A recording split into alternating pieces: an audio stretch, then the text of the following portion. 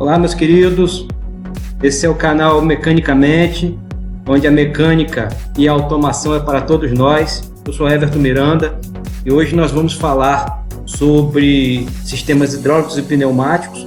Vamos tratar das diferenças que existem entre um sistema e outro. Vamos também fazer aqui alguns comparativos. E se você sempre teve dúvida nessas relações de força, sempre quis saber qual é o melhor sistema, se é o hidráulico ou pneumático, fique com a gente, porque hoje é sobre isso que nós vamos falar.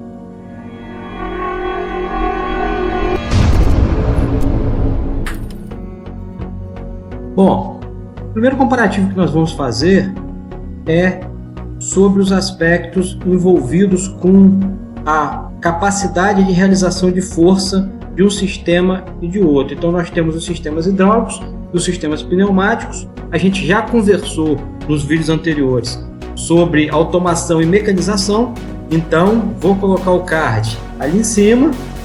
E de qualquer forma, para você automatizar, primeiro você tem que mecanizar. E a mecanização é você substituir a sua energia muscular por alguma outra energia. Quais são as energias que a gente tem para usar substituindo a nossa energia muscular? A gente pode usar energia mecânica, a gente pode usar energia elétrica e a gente pode usar energia pneumática e energia hidráulica. E essa discussão que nós vamos tratar hoje. O que é melhor, energia hidráulica ou energia pneumática? O primeiro aspecto que a gente precisa analisar diz respeito à capacidade de realização de força. Então nós vamos falar da capacidade de realização de força quando o aspecto considerado é aplicar a força na mesma área.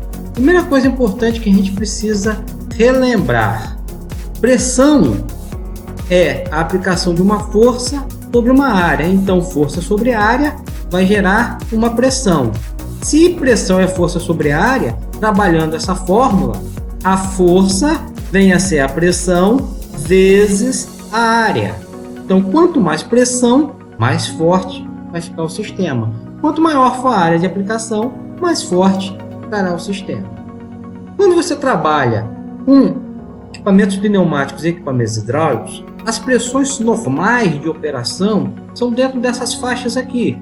Então, a pressão para a pneumática normalmente é entre 4 e 10 bar, enquanto para os sistemas hidráulicos varia entre 60 e 350 bar.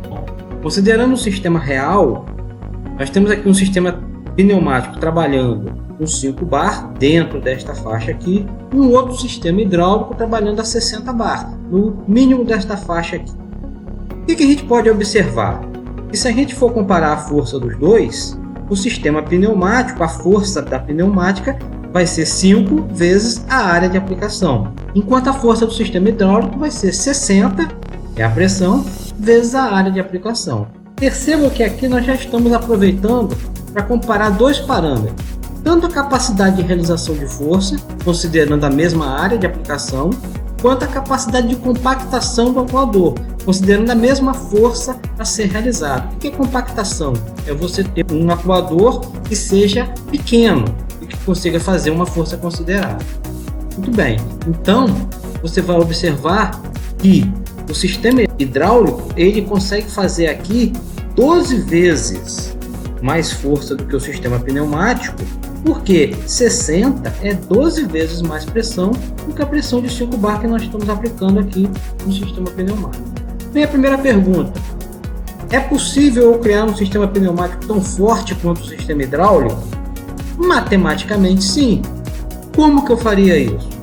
Eu pegaria a área e aumentaria ela em 12 vezes. Então perceba, se o sistema hidráulico aqui tem 12 vezes mais pressão e eu estou trabalhando dentro de uma pressão limitada na pneumática, a maneira de eu igualar as forças seria eu aumentar a área do sistema pneumático em 12 vezes. Matematicamente isso funciona, mas a nível real você vai ficar com o equipamento pneumático muito maior do que o equipamento hidráulico que vai conseguir fazer a mesma força. O que isso implica? Implica em você ter um atuador que vai consumir muito mais material e um custo de fabricação maior em função de você também ter um atuador de maior porte, você vai ter um problema de peso e de ocupação do espaço físico. Então você vai ficar com uma máquina maior do que ela precisava ser para fazer o mesmo trabalho. Quando você fala em ocupação do espaço físico, a gente tem muitos sistemas onde o espaço físico é muito importante. Você imagina numa plataforma de petróleo, você tem um espaço bastante limitado lá. Então você não deve colocar lá nada que não seja necessário. Vamos complicar mais a situação. Imagina uma unidade flutuante. Você vai colocar um atuador muito mais pesado. Nós estamos pensando em um atuador, mas às vezes você tem sistemas que tem 40, 50, 60 atuadores. Se todos eles forem mais pesados do que eles precisam ser, isso é um complicador.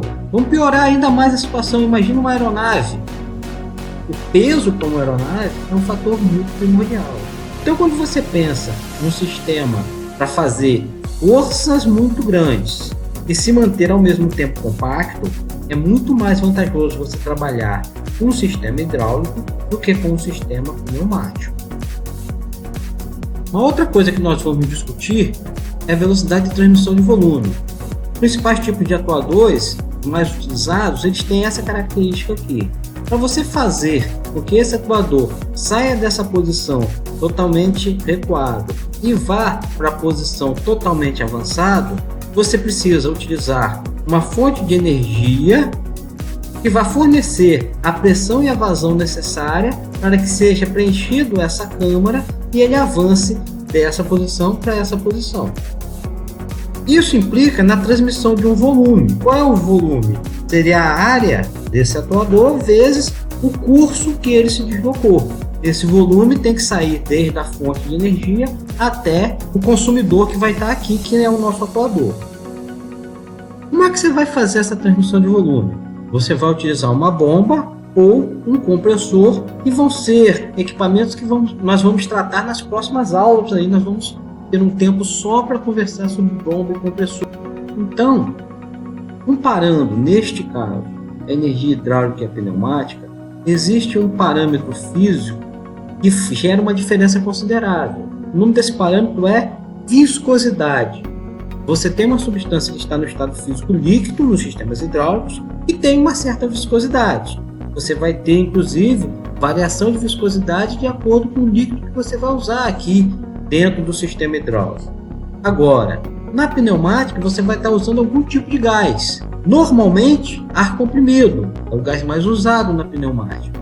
Então, esse gás, para e pensa, qual é a viscosidade de um gás? É um parâmetro físico tão pequeno que vem a ser desprezível. A gente finge que um gás não tem nem viscosidade. E o que vem a ser viscosidade? Viscosidade é uma propriedade que corresponde ao atrito interno devido às interações intermoleculares de um fluido. Essa propriedade vai caracterizar para o fluido a sua resistência ao escoamento. Nós vemos aqui 3 substâncias diferentes com viscosidades diferentes. Isso faz com que uma escoe mais rápido ou mais lentamente do que outra. É óbvio que quanto mais viscosa for a substância, mais dificuldade a fonte de energia vai ter para transferir este volume daqui até o atuador. Isso significa que mais lento vai ser o movimento desse atuador. Então, quando você pensa em 2 sistemas hidráulicos com fluidos de viscosidade diferentes, você já vai perceber que um sistema hidráulico com fluido menos viscoso vai ser mais rápido. Quando você compara um sistema hidráulico com um sistema pneumático, onde você tem uma viscosidade desprezível, aí você vai observar que a velocidade dos sistemas pneumáticos é muito maior do que nos sistemas hidráulicos. Vamos abordar uma outra característica, a velocidade de transmissão de um sinal de pressão. O que muda a respeito do que nós estávamos tratando anteriormente? Nós estávamos falando de transmissão de volume. Estávamos imaginando inicialmente o atuador recuado e ele saindo da posição totalmente recuada e indo para a posição totalmente avançada. Agora nós estamos imaginando que a câmara já está preenchida.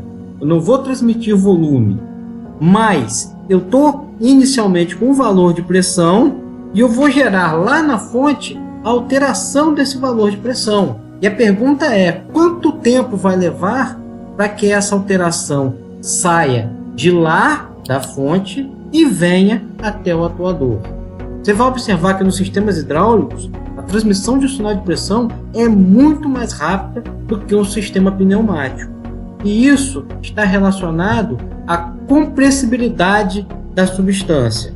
Fazendo uma analogia, um sistema hidráulico é semelhante a bolas de sinuca, ou a esse sistema que a gente está observando aqui, bolas feitas com materiais que basicamente não se deformam, tem deformação desprezível, e quando ela se movimenta e entra em choque com a outra, a transmissão da energia cinética que ela tinha é praticamente integral, e essa transmissão vai acontecendo até que a última adquire um movimento muito semelhante ao movimento anterior.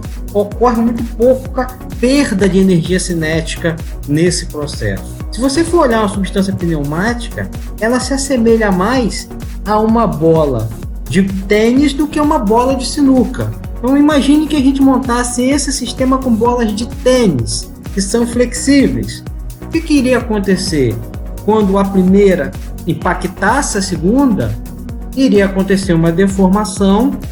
Essa deformação iria consumir uma parte da energia e só uma parcela da energia seria transmitida para a próxima, que por sua vez também consumiria, em função da sua deformação, uma parcela, e consecutivamente essa energia iria se dissipando na medida que essa substância se deforma, que essa substância se contrai. Então, quando você tem um fluido compressível, a característica dele amortecer naturalmente um sinal de pressão é muito grande. Isso faz com que a transmissão de um sinal de pressão no sistema pneumático seja mais lenta do que no sistema hidráulico. Vamos aproveitar esse momento que nós estamos falando de compressibilidade e vamos pensar o seguinte: vamos tratar da compressibilidade de um fluido líquido. A gente sabe que um fluido gasoso é muito compressível, mas quando você está falando de um fluido líquido, é comum se aceitar que o fluido líquido seja incompressível, não tenha nenhuma compressibilidade. Isso é uma coisa que não é verdade. Como que funciona a compressibilidade num fluido no estado líquido? Imagine inicialmente que você tem um copo e você encha ele com pedras de gelo, até que não caiba mais pedras de gelo. Posteriormente, você vai colocar água e você vai perceber que, apesar da condição de que ele já estava cheio, ele vai receber uma certa quantidade de água. A pergunta é: para onde é que está indo essa água? Ela está se acomodando nos interstícios, nos espaços vazios que existiam entre as pedras de gelo. Muito bem. Imagine que você esteja trabalhando com líquido e que você está empilhando, como você empilhou as pedras de gelo, empilhando moléculas de um líquido. Essas moléculas, elas não vão se encaixar perfeitamente umas nas outras. Isso vai fazer com que existam também alguns vazios entre essas moléculas. Vazios estes que não são suficientes para acomodar uma nova molécula, mas moléculas menores conseguem se acomodar ali. Moléculas de gás conseguem se acomodar nos interstícios que existem entre as moléculas líquidas. Então, o ponto que eu quero chegar é: o líquido, ele nunca é 100% líquido. Ele tem sempre uma parcela gasosa que está presente no líquido como um contaminante. Isso é natural. Os líquidos têm contaminantes gasosos em seus interstícios. Se os líquidos fossem 100% líquidos, eles realmente seriam incompressíveis. Entretanto, devido a essa pequena parcela gasosa que existe ali, o líquido vai ter uma pequena compressibilidade.